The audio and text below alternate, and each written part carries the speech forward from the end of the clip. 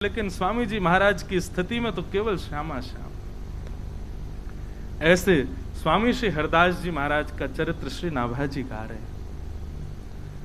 उन स्वामी जी के चरित्र में अब कुछ ब्रज रसिकों के भाव और ब्रज के ग्रंथों में जो स्वामी जी के अंतरंग भाव हैं उनमें हम प्रवेश करें। कैसे स्वामी जी इस धराधाम पर पधारे, धरातल पर पधारे, बहुत सावधानी से सुनना। एक क्षण के लिए भी आपको ध्यान इधर उधर गए और पूरी कथा निकल जाएगी। या हमारे बहुत ध्यान से सुनिए। स्वामी जी कौन है? श्री ललिता जी के अवतार, श्री ललिता जी के अवतार। तो सबसे पहले ललिता जी को प्रादुर्भाव सुनो। ललिता जी को जान गए तो आप स्वामी जी को पहचान जाओगे। प्रसंग है कि किशोरी जी और ठाकुर जी दोनों अपने नित्य निकुंज में लीला कर रहे हैं।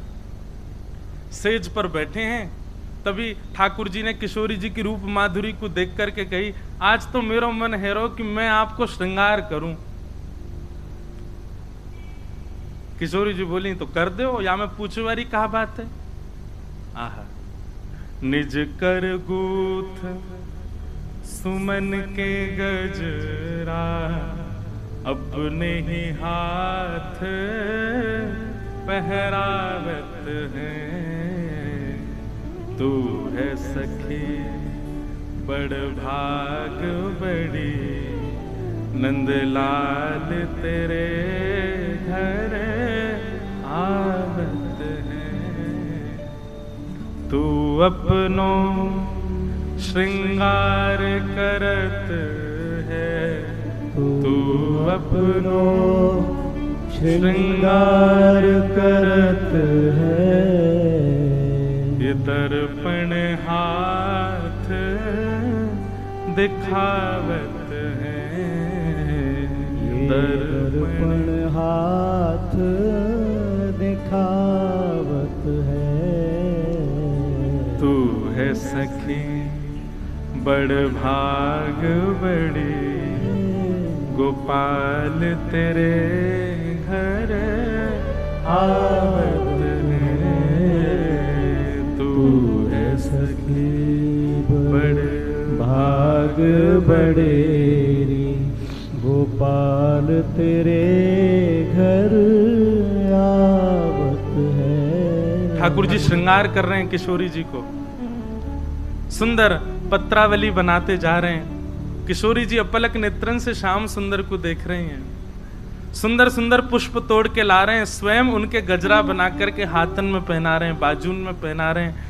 निज कर गूथ सुमन के गजरा, अपने हाथन से किशोरी जी के विशाल केशन को ठाकुर जी स्वयं गूथ रहे हैं। ये निकुंज की चर्चा है भैया। अब जैसे ही केश गूथ दिए, उनमें सुंदर सुंदर पुष्प लगाए, किशोरी जी बोली, अब ने दिखाओ तो कैसो श्रृंगार कियो मेरो। ठाकुर जी बोले, हाँ अब ही लाऊं। अच्छा, कितनी सुंदर छवि है कि किशोरी जी दर्पण लेकर के बैठी हैं और ठाकुर जी पीछे केश संवार रहे हैं। अब वह दर्पण में किशोरी जी अपने आप को नहीं देख रही हैं, तिरछो सो करके पीछे खड़े श्याम सुंदर को देख रही हैं, और श्याम सुंदर वही दर्पण में किशोरी जी को देख रहे हैं। पीछे खड़े हैं तो आमने सामने को दर्शन सुख नहीं मिल रहा हो, तो दर्पण में ही एक दूसरे को निहार रहे हैं। किशोरी जी जब तैयार रह गई, ठाकुर जी बलैया ले रहे, आहा बलि बलि जाऊं, हे स्वामिनी जू ऐसे ही देखत रहूं तो मैं जन्म सफल कर मानूं। आप यूं ही बैठी रहो, मैं आपको देखता रहूंगा। तभी ठाकुर जी एक विशाल दर्पण लेकर के आए और नीचे पधराए करके और दूर से दिखा रहे हैं, हे स्वामिनी जी ने देखो तो कैसी लग रही हो। बहुत बहुत सावधानी से सुनो। किशोरी जी स्वयं को नहीं देख रही हैं, स्वयं के अंग प्रत्यंग को कहां कहां ठाकुर जी ने चुन करके पुष्प रखे हैं, कहां कहां श्रृंगार कियो, उनको ध्यान से देख रही हैं। और अपने तन पर विद्यमान ठाकुर जी के हाथ के श्रृंगार को ध्यान से देख करके किशोरी जी इतनी मोहित है गई, इतनी मोहित है गई, अपने ही श्रृंगार को देख करके कह रही हैं, हे ललित तुम कितनी सुंदर हो। मतलब किशोरी जी के रूप पर कोई और मोहित ना भयो, किशोरी जी स्वयं मोहित है रही हैं। और मोहित क्यों है रही है? क्योंकि श्रृंगार जो है वो श्याम सुंदर ने किया। कोई मुझसे पूछ रहा हो परसों कि महाराज जी आप आरती से पहले आरसी क्यों दिखाए करो ठाकुर जी को? लाल जी को जो श्रृंगार है वो श्रृंगार किशोरी जी पधरा में, तो ठाकुर जी आरसी में वह श्रृंगार को दर्शन करें कि आज किशोरी जी कितनी आई है मेरे ऊपर। और जब लाडली जी को दर्पण दिखाया जाए तो लाडली जी ये भाव से देखें कि आज ठाकुर जी ने कैसे श्रृंगार किया मेरो, या हमारे आरसी ये ठाकुर जी को दिखानी चाहिए।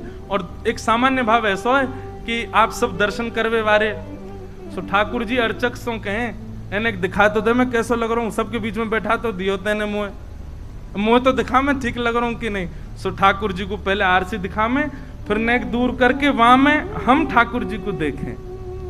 तो ऐसी भावना है कि वास्तव में आप अब श्री जी तो ना बन सको, पर एक भावना ऐसी रखी जाए कि श्री जी की दृष्टि से लाल जी को देखो, अरे लाला बड़े प्यारे लग रहे, बड़े सुकोमल। किशोरी जी ने जैसे ही दर्पण में स्वयं कोई प्रतिबिंब देखो, मोहित है गई लाडली जू, और मोहित है करके अपने स्वरूप से ही कह रही है, हे ललित तुम कितनी सुंदर हो। और जैसे ये भाव कहो तो प्रतिबिंब को जो स्वरूप जा पर किशोरी जी मोहित है गई, वो ही स्थिर है करके स्थूल है करके प्रकट है गयो श्री ललिता जी को प्रादुर्भाव है। सहचरी श्री ललिता महारानी की। अब अंदर गहराई में जाइयो, जिनको ना पल्ले पड़ रही हो चुपचाप नीचे मुंह करके बैठ जाओ। पूरे विश्व को मोहित श्याम सुंदर करें, कामदेव को मोहित श्याम सुंदर करें, ऐसे श्याम सुंदर हमारी लाडली जी पर मोहित रहें, और वो लाडली भी जिन पर मोहित रहें वो हैं श्री ललिता जी। अरे जब कभी श्याम सुंदर कभी विरह प्रदान कर दें ना, तो किशोरी जी श्री ललिता जी के पास ही जावें और ललिता जी को निहारें। क्यों? क्योंकि ललिता जी को जो श्रृंगार है वो किशोरी जी और ललिता जी में कोई अंतर नहीं है, एक सी दिखेंगी दोनों। बस ये है कि किशोरी जी की नेक विशेष चूड़ामणि है, किशोरी जी की नेक विशेष चुनरी है, किशोरी जी को नेक विशेष श्रृंगार है, नहीं तो बाकी सब एक जैसा हो। पर फिर भी किशोरी जी को ललिता जी प्रिय है, क्योंकि प्रथम श्रृंगार श्री कृष्ण ने जो कियो वही स्वरूप श्री ललिता जी। ललिता जी प्रकट है। क्यों प्रकट भई? श्यामा श्याम के नित्य विहार को सुख देवे के काज श्री ललिता जी प्रकट भई। सबसे प्रथम सहचरी, सबसे प्रथम सखी हैं निकुंज की श्री ललिता जी। और ललिता जी जैसे प्रकट भई, श्री ललिता जी अब लाडली लाल दोनों विचार करने लगे। ठाकुर जी के मन में आयो, अब ये इनके स्वरूप से प्रकट भैया, इन्हीं को पक्ष ले करेगी हमेशा।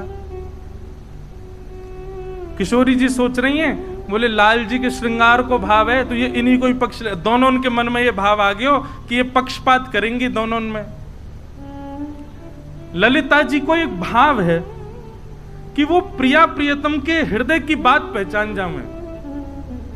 और जब जब मैं ललिता कहूं ना, स्वामी जी को स्मरण अपने आप कर लियो, क्योंकि स्वामी जी ललिता जी ही। जैसे ही प्रिया प्रियतम के मन में आयो कि ये तो पक्षपात करेंगी, एक अकेली हैं, ठाकुर जी सोच रहे हैं किशोरी जी के स्वरूप में या हमारे इनको पक्षपात करेंगी, लाडली जी सोच रही हैं इनको श्रृंगार है या हमारे इनको पक्षपात करेंगी, इन्हीं की साइड करेंगी। तभी ललिता जी को लगी नाय नाय ये तो पक्षपात वाली बात नहीं, दोनों प्रिया प्रियतम को श्रम भयो। तो ललिता जी ने नेत्र बंद करके विचार किया और उन्हीं में से ही अनंत सहचरियां प्रकट हो गईं और निवृत्त निकुंज वहीं प्रकट हो गया। जितनी सखियां हैं सब श्री ललिता जी से प्रकट है। ऐसे करके एक निकुंज तैयार भई जहां पे श्री प्रिया प्रियतम नित्य विहार करें। और वह निकुंज की चाबी कौन के पास है? ललिता जी के पास, श्री ललिता जी के पास।